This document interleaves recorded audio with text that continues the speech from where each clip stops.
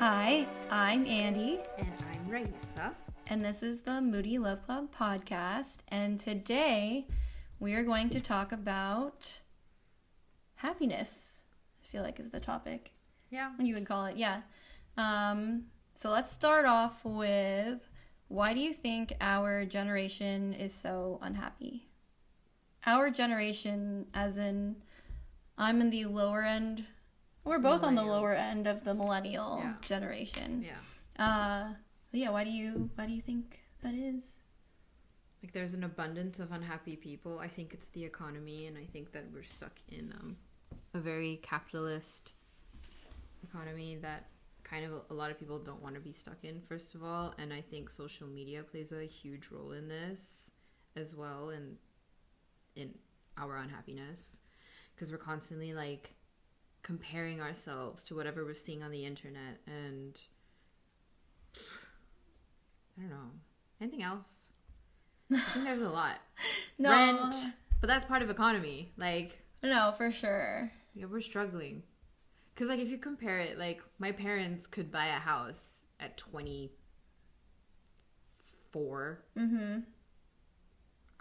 I was not able to do that at 24. No. Like they would have had to buy me a house.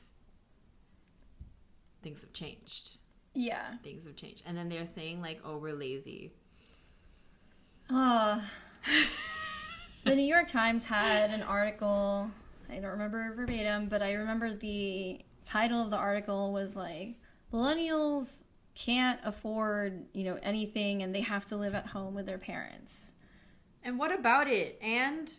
But it's also, like, it's not our fault. Yeah. It really isn't. No, it's not.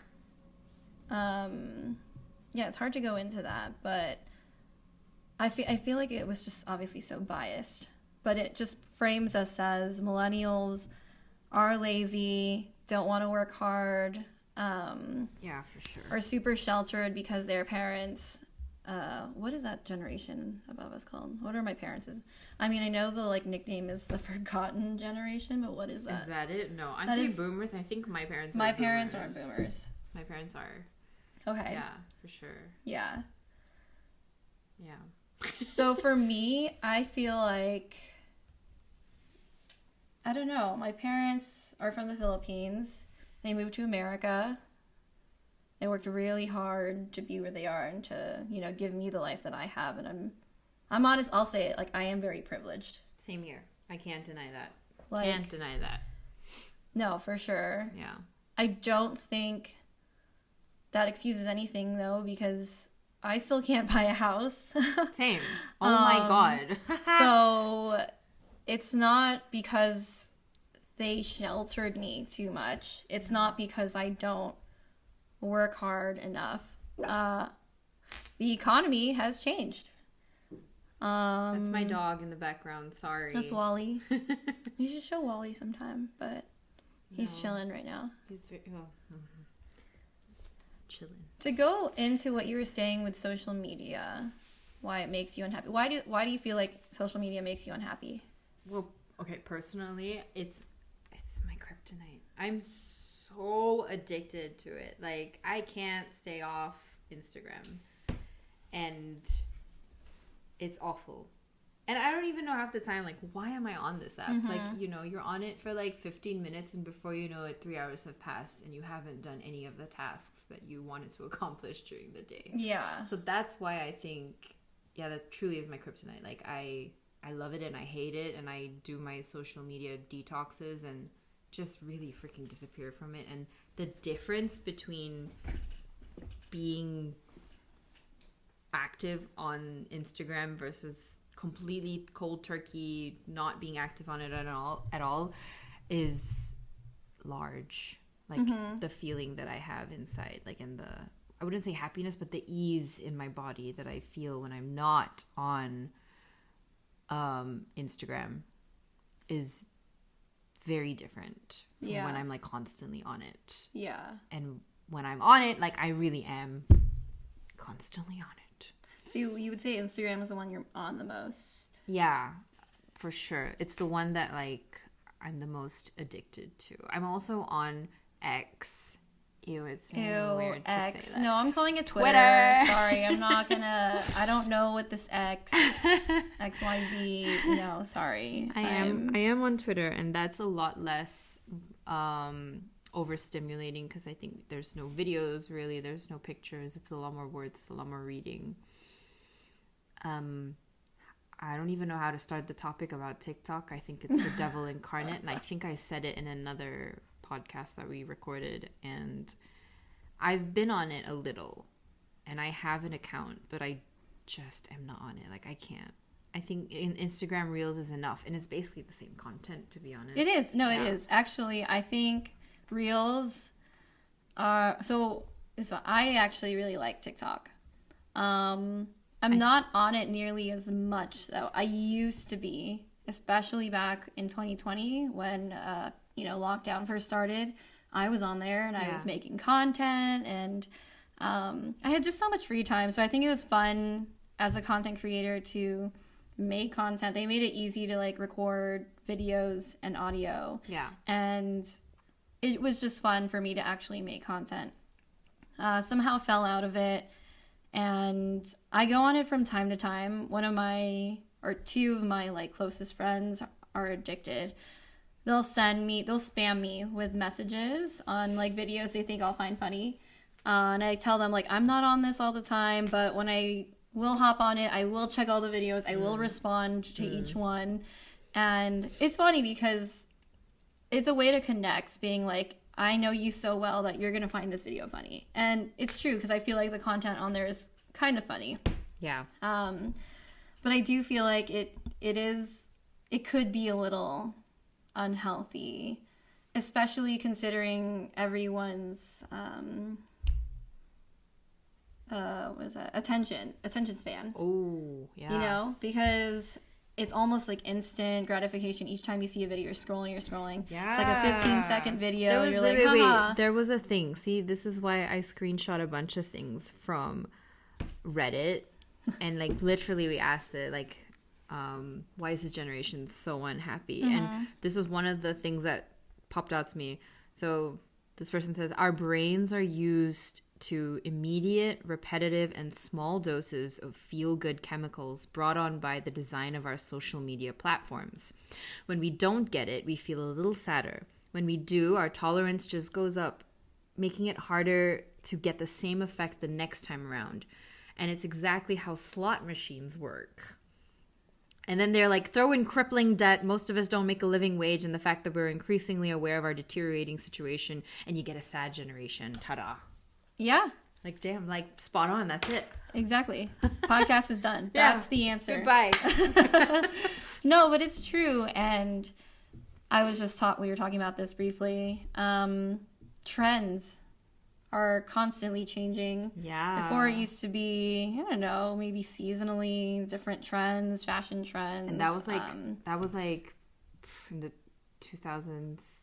Early 2000s. Early 2000s. Yeah. But even in the early 2000s, I feel like a trend would stay for at least a year. Yeah. Yeah. Yeah, like that's why there was like the whole emo wave. Yes. And it stayed for years. Yes. Yeah. Who are the emos now? I don't even know. Yeah. And I feel like trends, like fashion trends, for example, if you don't have what's cool now and you get it, let's just say a month later, it's not cool anymore. It's out. Who cares? It's out. Like, oh, you got those cool, I don't know, like baggy cargo pants. Cool. Well, that was cool last month. Now you're wearing it. Everyone's on to something new. Oh, I think a good one was the glitter stuff. No one's using it. Like, it was such a popular thing. I think also because of Beyonce and the Barbie movie. Like, that combination kind of blew that up. But, like, I don't see a lot of people wearing this shiny, glittery things. Yeah. Yeah, it's just out. It's out. Yeah. It's no longer in fashion. And that was just a few months ago. And what sucks is, okay, let's be real. We keep up with trends.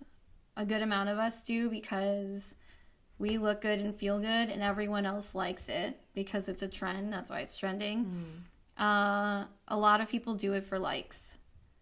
And let's just say you don't have enough money to buy whatever cool new outfit there is out there. It's the age of influencers. Yeah, influencers. Yeah. And so for me, let's just say, like, I've been trying to create more content lately. I've been trying, like, for more context, I'm a photographer. I've been trying to get more, like... I've been trying to get more into being on the other side of the camera, so taking photos of myself. And I met up with another photographer friend here last week. I was excited because, it was like my one chance to get photos of myself taken. I could not find what to wear. I could not find anything. And yet you have a closet full of clothes. I have a closet full of clothes. Yeah. But that's that KonMari method. Have you heard of this? Mm-mm. Okay. So a few years ago, this was like before COVID. There was, minimalism was like it was like in. It was a trend at the time. And like in clothes, or like what are you saying? Yeah. Okay. Like in your household. Yeah, right? Yeah. And I think her name was KonMari. No, Marie Kondo. Marie Kondo, yeah. Yes. But the method was called the KonMari method. And it was like where you hold, like if you got too much shit and you hold something up and you're like, does this make me happy? And if it doesn't, you chuck it. This all started from her book called The Life-Changing Magic of Tidying Up. It is literally like this big of a book. She talks about how like clearing your closet, okay? And let's just, literally that, holding up your clothes and ask yourself, does this bring you joy? Yeah. She's literally like, spark joy. That was it. Hold your socks up and ask, does this spark joy? Yes. And if it doesn't, get rid of it. Yeah. I actually Marie Kondo'd a lot of things in my life. Me too. I have half the size of my closet. I had a huge closet. Dude, me too. Yeah. Well, when I moved here, I gave away / sold all my clothes to like my closest friends in New York. I had a huge closet back in New York. Coming here with whatever I have now, I felt like I had a good, basics, like basic tees, basic pants. But as a millennial, skinny jeans were cool at some point. Apparently and now they're not anymore. They're not anymore. I don't care. I'm still wearing them. I don't care. I'm still wearing mine too. But that is also because I can't afford to just go buy whatever new cool pants. Like, I think a lot of people are wearing cool pleather pants, which looks so good. But I don't have money for it. I feel you. So, and the thing is, it's gonna be spring soon. But that's why that's why people are shopping on Shein, or is it Shine? How do you pronounce this? I pronounce it Shein. Shein, but Shein, maybe, Shine, whatever. Yeah, you know what we're talking about. Yeah, Shein. that place. Or Temu. That's why everybody's on these like fast fashion. I feel like it's not even fast fashion. This is hyper speed. It is fashion. Ultra light, bold. It is insane. Like how quickly the trends come and go on these websites. I'm not gonna lie, I was on Temu. Literally, it's very addictive, I've heard. On whatever the day was before I was gonna like take photos. Mm-hmm. And it's not like obviously the clothes are gonna get there tomorrow, but thinking about, okay, well, next time I'm gonna shoot with someone, I want to have clothes. And I really think about it. I look at my bank account. I could save money, sure, but I'll be real, like moving here has cost a lot. And so I feel like financially I have been put back. On top of that, I think we discussed this earlier, I don't really have the same working rights. Yeah. So opportunities are very limited for me in terms of making money. Yeah. So I am making money now. Yeah, and I think it's good to put into perspective that like we're both migrants, not from the Netherlands, living here right now, and that means we have rights, but they're a little different. Yeah, let's put it that way. Yeah. Yeah, I think trends and social media have a huge part in why our generation is so unhappy. There's this, you have to keep up. You have to keep up with what is cool and what's new. Or there's a feeling of you have to keep up. Yeah. A lot of people feel like, oh, if I don't keep up, then I'm not cool enough. Yeah. And I think if we can go back to that idea of it's the age of the influencer. So I live in an area where influencers do live here. And you get a lot of like baby wannabe influencers. And it's insane what they do. So they come in with a luggage, like a suitcase full of clothes, and do a whole ass photo shoot in your local coffee shop. Because X-influencer, one of the biggest ones, did it there too. Or has photos there. So I need to have photos there too. And I think it's very sad, to be honest. Like, when they're in these stores, they're not enjoying their life. It's literally they're working. And these are like 15-year-olds. Yeah. With their iced coffees or their iced coconut matcha lattes, which I do not approve of, but whatever. Yeah.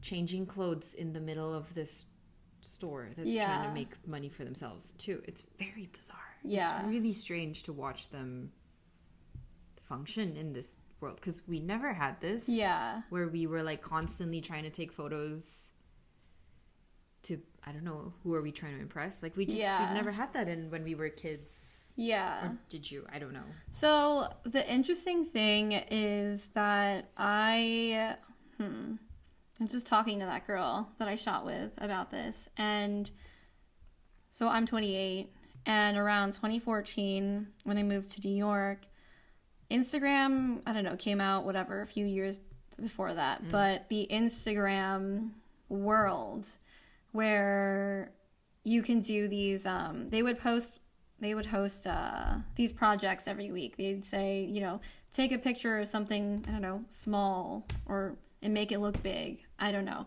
And all these photographers in New York and I would get together and work on these like cute little projects together. But I'd like to point out, you said photographers. So that's the thing, is that I am a photographer, but I also was an influencer.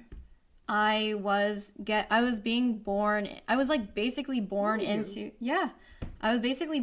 like this blogger era of people. Okay, see, that was blogger but trend. But blogger and influencer have become like interchangeable. Yeah. No, I understand that. And back then though, like being a blogger was like a big thing. It was a big thing. It was a big deal, yeah. But like not everybody was like, I don't know, it's just different. Like you don't see them doing that, you know. Like bloggers were quite private, I would say, because you're writing as well. I think it takes a different skill set to blog. Yeah. Because you do have to write. Yeah. As an influencer, you're literally influencing a crowd of people to buy a certain product, to live a certain lifestyle. It's become a marketing ploy. Totally. Social media. And I think therein lies the problem of why we're so unhappy, because everything is now marketing. Everything is now a reason to use this service, buy this product. Absolutely. And there's this, I have to actually just point out, there's this perfume that I saw, Venom Scents. Okay. And I don't know why I'm being targeted, y'all. But it is, and it's like pheromone scented perfumes. Okay. I don't know if it's real or if it's legit, but I noticed something about it. Every single piece of content that this company creates or has asked somebody to do, all the women, they're always women, are sitting in a car and they're like, I'm just going to try these scents. And then they put it on their necks. And then they wait for their angry boyfriend to come into the car, and suddenly their boyfriend's obsessed with them. And I was like, what is this brand? What is this? Venom Scents or something? Okay. Yeah. You're getting targeted this on where? Instagram? Yeah. It's really strange, but I was like, you see, it's all a marketing ploy. Everything. But that's just such a... That's really weird. Advertisement is so... It's weird. So cringy to think about, though. Like, oh, I put this perfume on. My boyfriend's not going to be mad at me anymore. Every single one of them. Or it's a video of a really beautiful girl with her boyfriend, like, obsessed with her because she's put on this perfume. And I'm just like, wow, it has changed. Yeah. It has, like, yeah. No, that's just odd. I think... Something I was trying to lead into, though, is that I didn't hate the concept of an influencer back then / blogger, because as someone, whatever, how old was I, like 20 or something, that's how I was making some money. That was my... But that's it. Another thing. Are they making money? I wonder. So I think... Girls. So the thing is, I think to start off with, no. To start off with, you're probably not going to. So you have to prove yourself. You have to prove yourself. You have to make content and be like... And gain a following. Say like, hey, like, I know how to make pretty content. And also these people like my content. Yeah. And they're following me and they engage with me. So pay me now. That's another thing. Like, I'm seeing another trend of... I only have 8,000 followers. Let's see what happens when I post consistently every day, and now I have 24,000. And I'm like, why do you care? Yeah. Like, why? I don't understand this obsession with being mediocre famous. Yeah. I think it comes from, I think, two things. And this is just my thought process. One, it's their only thought in terms of how to make money. That's so sad. Yeah. And that's because that's what the world is showing you. Oh, these influencers. I don't know. I mean, I've worked in marketing to know that influencers get paid thousands for 3 posts. Yeah. Okay. So in my mind, I'm thinking, like, if I heard that, I'd be like, wow, that's easy money. But that's also because they have a huge following. And the way they got there is starting with, like, those people at that coffee shop. Like, you know, bringing a suitcase full of clothes, creating content. So now that there's like a... what's the word? Like a surplus of them. Yeah. How do you stand out? Yeah. No. Exactly. And it's everything looks the same. Everything feels the same. They're just going with trends. That's a huge marketing thing too, though, is to keep up with trends. And not to say like all this is terrible. Like, oh, influencers are bad, but I don't think they're happy. Ooh. We need to get an influencer on here. Monica Gosa. Aging Monica Gosa. She's one of, apparently, the Netherlands' biggest influencers. Yeah. I know some here, and I know them. I know some of them, and I'm happy the handful I know are actually cool. They're actually real. I'm friends with one, too, who was, and... they're just constantly on their phones though, because they have to post something, and at this time they've got deadlines to meet, and I can't deal with that. Like, I need somebody in the real world. Yeah. And I get if that's your job. Mm-hmm. But like, I don't know. If I'm with you, like, don't work. Yeah, yeah. You know? Well, that's the thing, is like to set those boundaries. I really love taking photos of coffee and places I travel to. You might actually go on my Instagram and think for a second I'm like a micro influencer, but I like to think that I do carve out proper time to do those things. There's so many other tools nowadays, like scheduling platforms, which is very helpful. Which I'll just, post my photo, schedule it, and it'll be posting while like I'm making this podcast right now. When I'm with my friends, I don't like doing that. And I think coming to that, I think that's another problem, is that we are always accessible because we're always on our phones. And I think this is for people who are in more corporate jobs, who really need to be on their phones and answer to their bosses or their clients. Like maybe a 24-hour basis. I don't know how you guys work, but having those lack of boundaries, like after 5 p.m. I'm not available until 8 a.m. the next day, I think can also add to your unhappiness. Totally. At this point, because you just don't have time for yourself anymore, and you're constantly allowing your energy to be given to other people, and you're not saving it for yourself or recharging. No, totally. Yeah. Yeah, I don't know. Just being accessible, that... in this way. I don't think we've ever been as accessible as we are now. That, like, we can literally 24/7 be in touch with somebody. That's scary. It is scary. I think it creates unrealistic expectations. Myself included. Same here. Don't get me wrong. If somebody doesn't reply and I'm like, I need the answer now. Oh my God. I'm so annoying. Yeah, same. It causes me pain. I'm like, can you just answer me? Because first of all, you know that they're on their phone 24/7. Yeah. So like, totally. Answer me. Yeah. I'm so annoying because my partner has an Apple Watch, And so So it's buzzing. It's buzzing. It's just, okay, it's so funny and stupid. So one thing that I hate that Apple has done is, do you have an Apple Watch? I did. Okay. No, I don't anymore. No. So fitness wise, you can record your runs, walks, whatever. I know, yeah. I just learned this because you taught me this, but if you finish a run, it'll say, rise up, finished a run. If you scroll down, it'll like have these little pre-made responses like good job for running, or really, yeah, and some of it's super corny. Some of it's like, wow, didn't know you can do that. Or or it has some snarky ones too, like, okay, like, you're cool. Really? Yeah, and it's an automatic thing on here. So every time you're connected with somebody who has an Apple Watch, who you've like intentionally connected with the fitness app, it'll say when they finished a workout. And so because he showed me that, God. because he showed me that, every time I finish a run and he doesn't respond and say good job, I'm like, you got a notification. I ran. You don't respond and give me a thumbs up. Reminder to self: do not do that. Jesus. It was like a joke, really. But, no, I know, but having that constant access, even in that way, that's insane. Also, why do you have to know? I don't know. It's just, yeah. I think their goal was to make it social and make if you have an Apple Watch, you can do this. But it's also dude, I go on how many walks a day with my dog?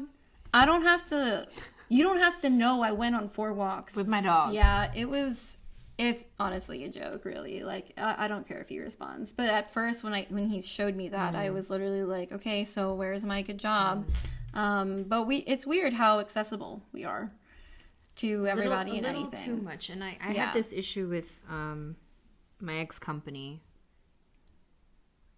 Where, first of all, everything was online. We didn't have to go into the office. And there were times where my manager would text me at 3 a.m. Telling me to do something, and I'm like, bro, it's 3 a.m. I'm not gonna do it now. No. Are you crazy? No, yeah. Or really after hours, I would just and then after a while I was like, why am I working more than I should? And I just stopped responding after 6 p.m. I just wouldn't work. No, because I set those boundaries. Yeah, what's the point? But because I was on my laptop, screen time there, and then I had to be on my phone, screen time there, and then I had the television, screen time there.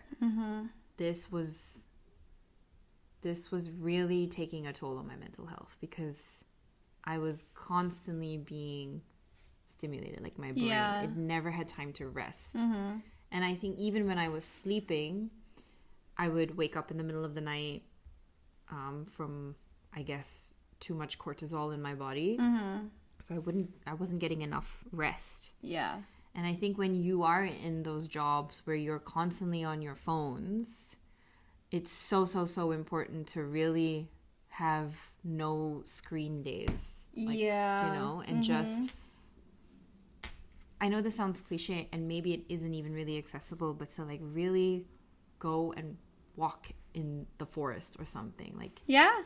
Get in touch with nature again, because it's so bizarre that how addicted we are to our phones and screens, and it's scary. That's why I like running. Yeah, I know. And I can see that's why you like yoga. Yeah, and that's why I pivoted. Yeah. I completely was this is not for me. I cannot live this way. And even now, because I do have a social media addiction, I have to actively be no, I got to sign off for a few weeks or a month, and I'll come back when I'm feeling better. But I'm always conscious when I know that I need that break. That's good. Yeah.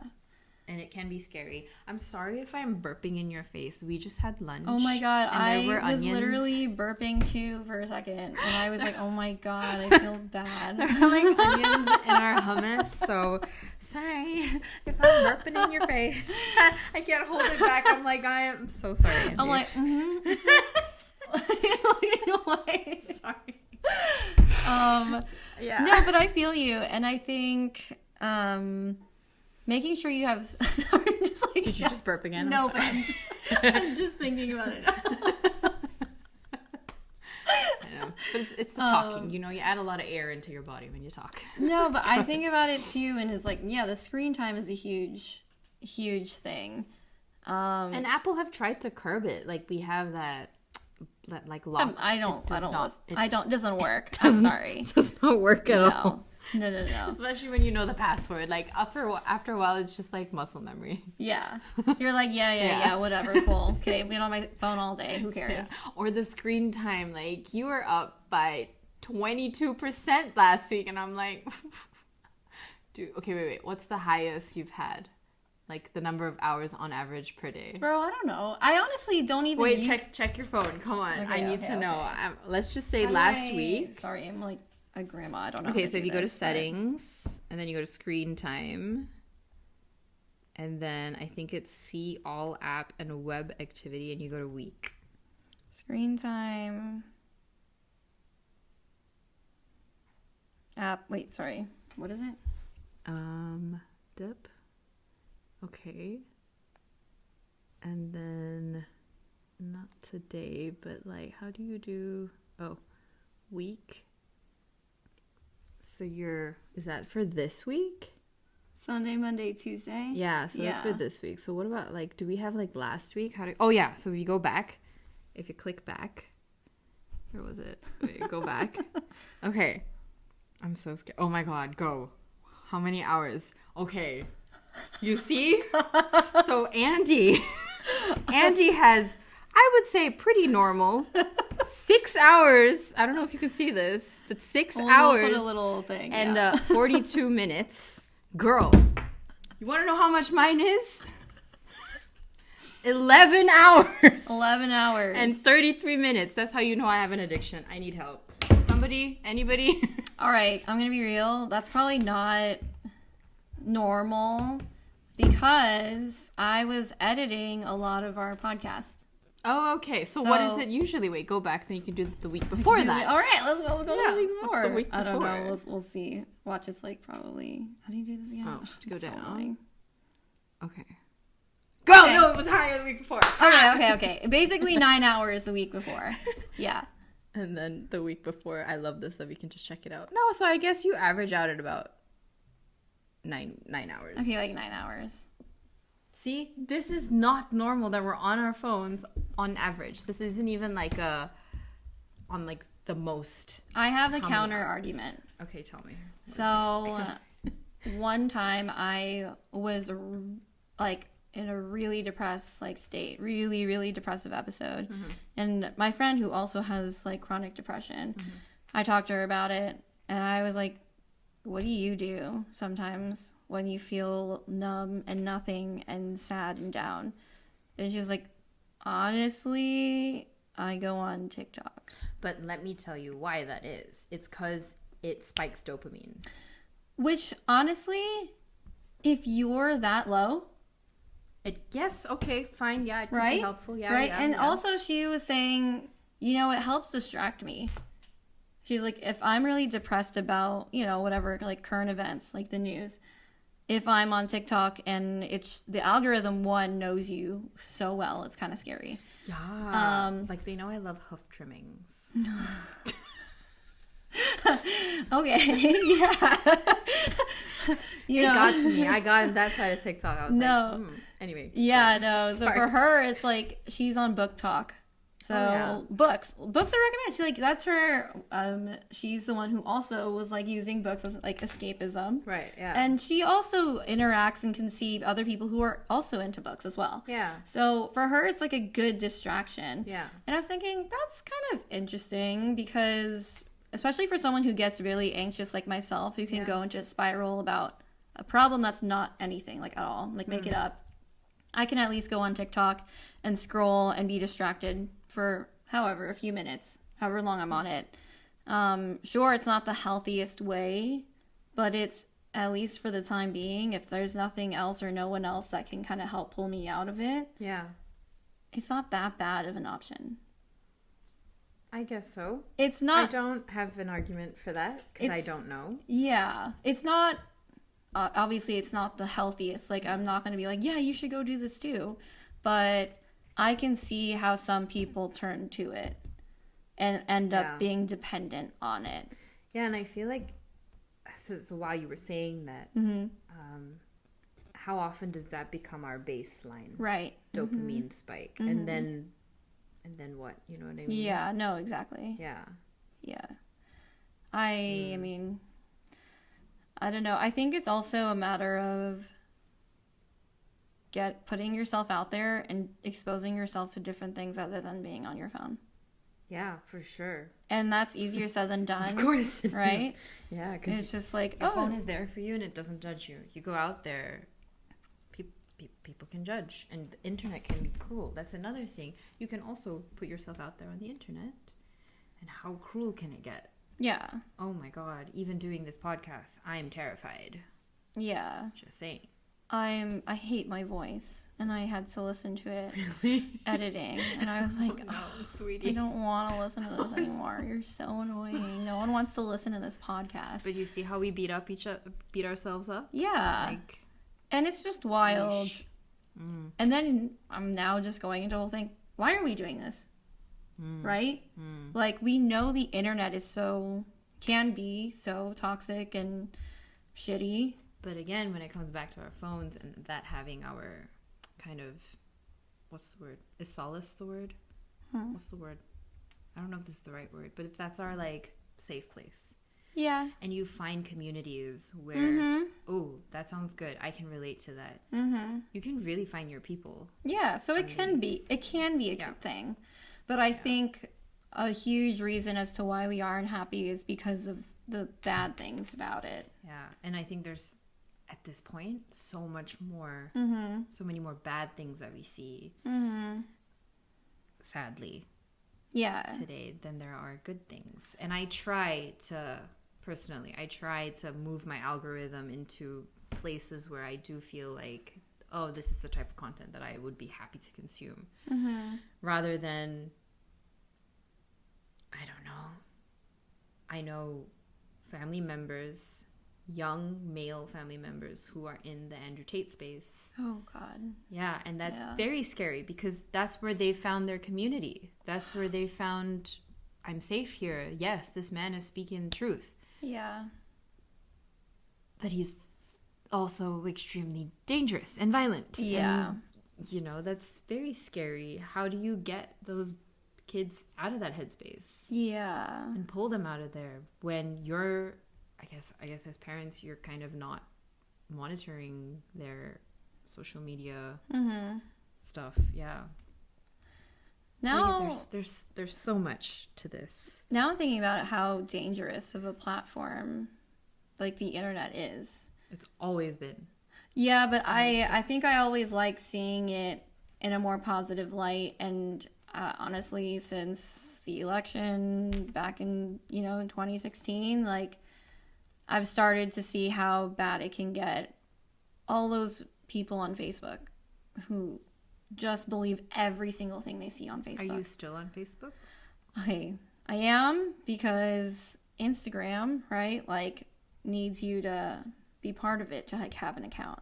You can't just have it. Oh, really? Yeah. I didn't know that changed. Okay. And also, I know this is another weird thing, makes me feel a little older, but, like, all your photos from when, like, back in, I don't know, 20, whatever, 11, 10 or something like that. Like, I used to shoot photos before the iPhone on a little, like, digital camera and would just upload everything onto, like, Facebook albums. Yeah.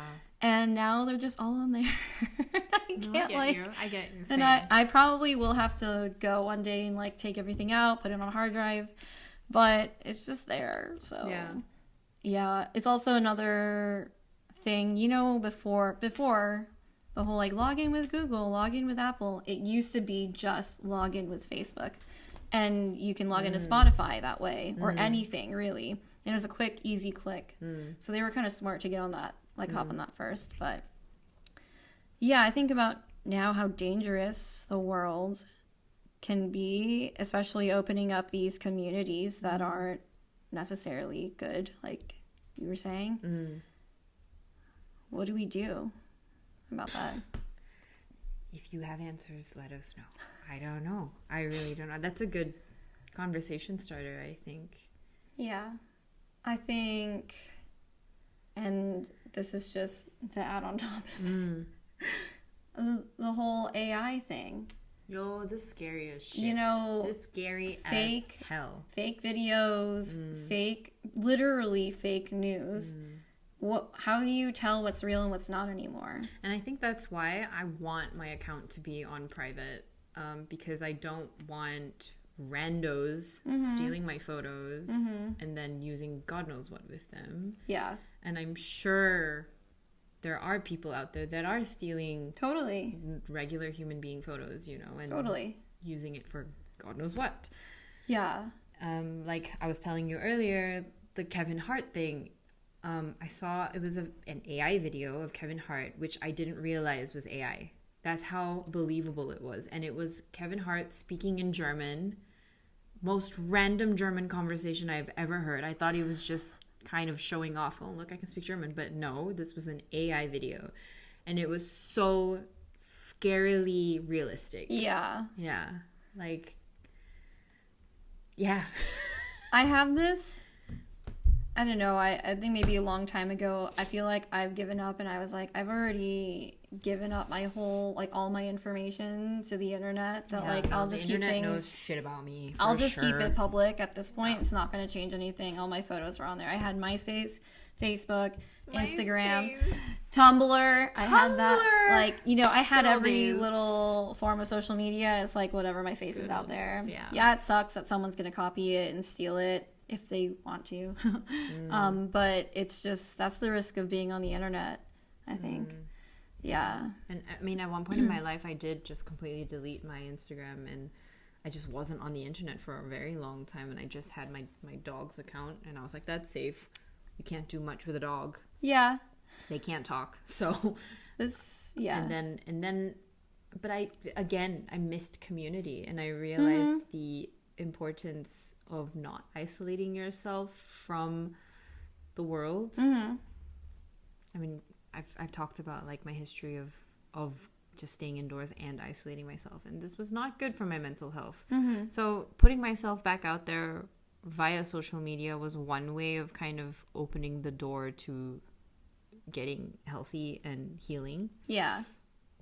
But I think, yeah, we just need to find a way to have it, but also use it so that it doesn't drive you crazy. Totally. Yeah. I mean, I think that's what my goal is, too, for this platform, to create that space to talk about mental health. You know, those conversations can be very difficult, you know, whether it's online or in person. But creating that platform where we could feel like a community and we don't feel so alone. Hopefully you guys watching this feel similarly. Yeah. Or if not, like, definitely DM us and let us know, because it's good to get different perspectives, I think. Absolutely. And also to get ideas on what you want us to talk about. Oh my god. That too, because we just have a random list of things. But okay, I guess the question really is, what are you doing to be happy? In general. In general, because, you know, our generation is so unhappy, but what are the steps you're taking or trying to take to be happier as a, you know, in life? Yeah, I think number one is really listening to my body. What does that mean? I've said it before and I'll say it again. I get pain in my body when I am not on the right path, or when I'm in places I don't belong, or when I'm doing stuff I feel I shouldn't be doing, or around people I feel I shouldn't be around with. My body knows before I do. Okay, cool.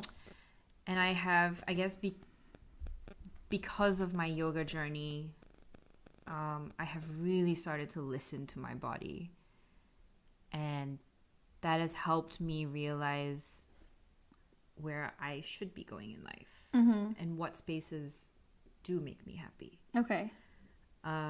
So that's one thing, is listening to my body. Now, I have said also that I have a horrible addiction to social media, and I think it's also realizing my limit. Like, my coping mechanism for that is shutting it off, Mm-hmm. putting it far, far away, Mm-hmm. and I go straight into a meditation because I need to bring my attention from here Mm-hmm. right back to myself. Yeah. And that's, again, a practice that you don't just get. Yeah. It's really every day practicing 10 minutes, Mm-hmm. realizing how to get more in touch with your body, realizing you don't need to be on social media this much. Yeah. But again, it's an addiction. And again, your body knows I have muscle memory embedded in me. I can just open it, and even with the screen time lock. And I think the third one is really being around people who are also healing, who can also have these deep conversations with me, who aren't completely obsessed with being on the internet, because there are enough people that are. Yeah. And who are really interested in therapy, I think. Yeah. Or really working on themselves and Yeah. understanding that they have issues, and we all do, and we're all ready to fix ourselves. Mm-hmm. We're ready to get better. It's time. And I think those are the three things that I wouldn't say make me happy, but make me more content with life. Mm-hmm. Yeah. That's good. Yeah. That's Because really I think great. happiness will come and go. But Yes. as long as I feel content and safe in my life, that's all that matters to me. That's great. Yeah. What about you? It's gonna sound weird, but I feel like it changes. That's fine. And I think ways I'm trying to be happy. Okay, well, the basics. One, literally only surrounding myself with people who are real and that are also wanting to be open about talking about mental health or their feelings or their journey, whether it's good or bad. Like, there's no right or wrong thing. But I think, like, I was saying this earlier, I don't really like surface level conversations. Me neither. I think, I don't know, it's not terrible, but I think for me, I'm just so used to saying how I feel and just being kind of honest or real that when someone just talks to me about, like, the weather and, like, that's all they can talk about, it gets really difficult for me to stay real with that person because it's just like, so that's all in your mind. You're not, like, Interested. Anxious like I am 24/7. No, and that doesn't even have to be that. But I think surrounding myself with people who do want to be open or honest and just real with who they are and how they feel. Keeping myself happy. I mean, I spend a lot of time with my dog. She's like my whole life, like literally my whole life. So her, running, I'd say, in all ways by myself and with a community. Yeah. It really, one, we're doing something healthy together. Yeah. And two, it holds me accountable to working on, staying afloat, staying happy, staying content. And I've seen the videos. They're hype. They're like, let's go, let's Yeah, do this. yeah. It's nice. And it's great because, some of them, my assumption are they're neurotypical. And that's awesome because I'm not. What's neurotypical? I would say someone who probably doesn't have, like, any mental illnesses. Yeah. Basically someone who can just run, like, 4 miles if they have to. Not someone like me who struggles to wake up to go run 4 miles because I have to.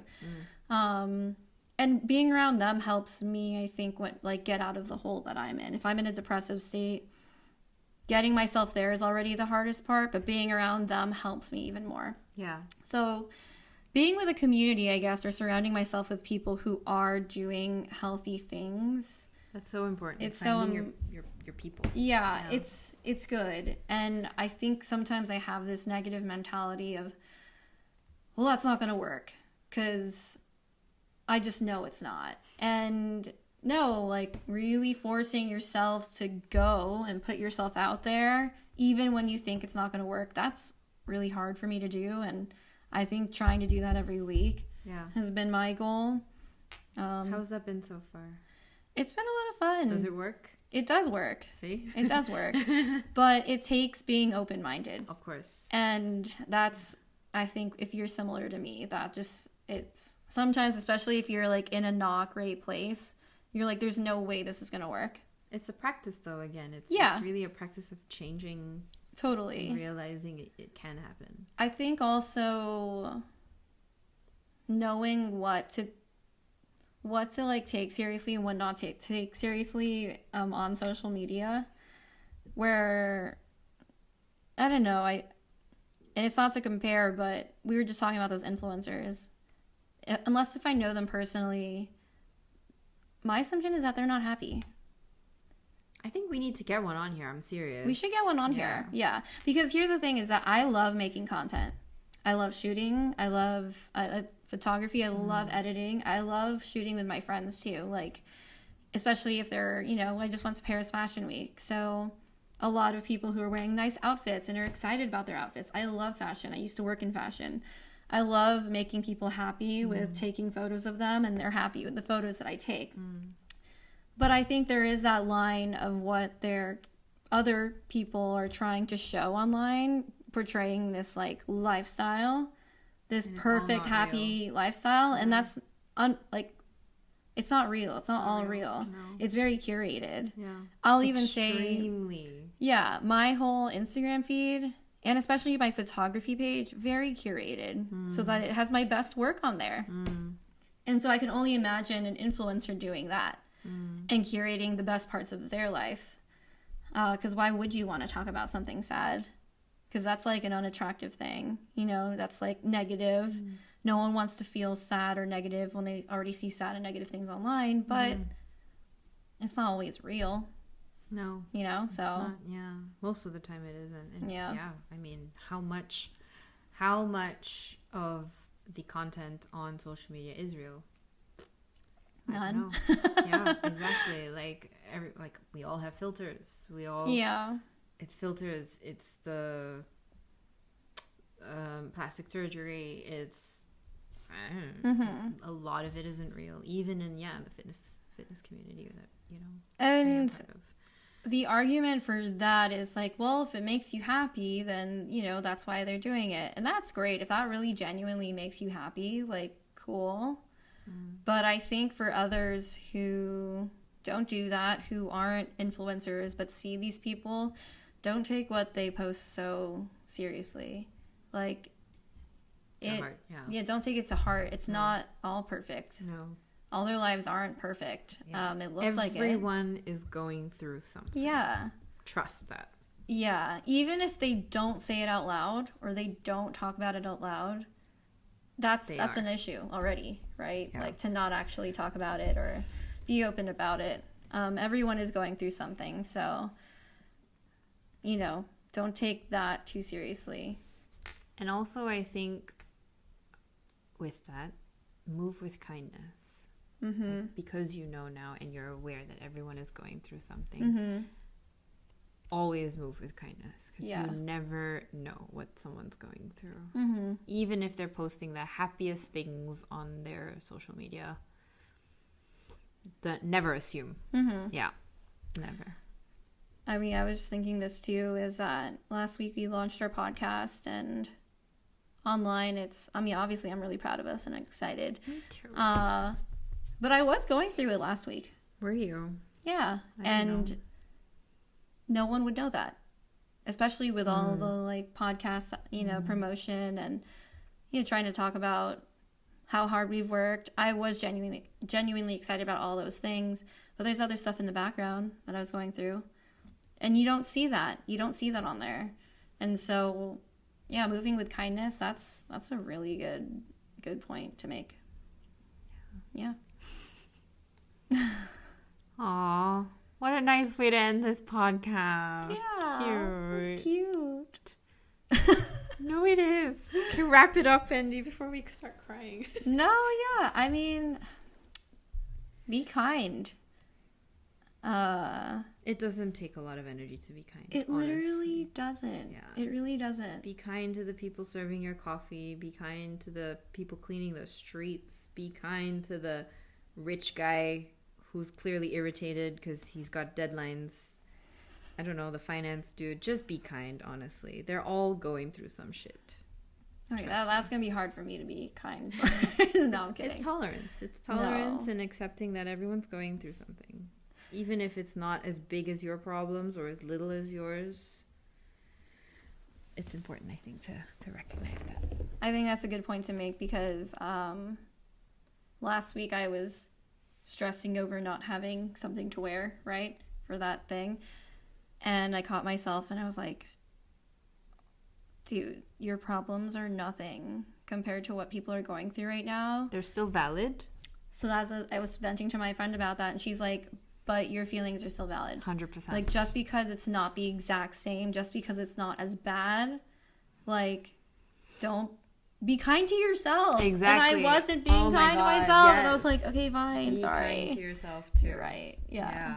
I think that's really important as well because, I think because of social media and all the pressures we have in society, we're not kind to ourselves anymore. We don't realize when we need a freaking break, when we need a self-care day, when we need a fucking massage, when we need a day off, when we need to just be on social media to chill the fuck out and not engage with the rest of the world. You know, like, be kind. Be kind to yourself. Yeah, yourself and to everyone to around everyone. You. And with that, thank you for listening. I really appreciate all of the support too, on the feedback, and we're still learning. I think technically, like with the technical stuff, so y'all audio. Y'all have no idea. No idea. You've no clue. No idea. If you're a podcast expert and want to help us immediately, you know where to hit us up, moodyloveclub.com or on Instagram at Moody Love Club. We would love your help. And anyone else that wants to, just in any form or any way, participate in Moody Love Club, you don't have to live in Amsterdam. We can do this remote. Feel free to reach out. This platform is supposed to be a fun, creative project. Yeah, for everyone. For everybody. So if there's an idea you had that you wanted to execute or, just wanted to talk, hit us up. Let us know. Yeah. See you next time. Bye.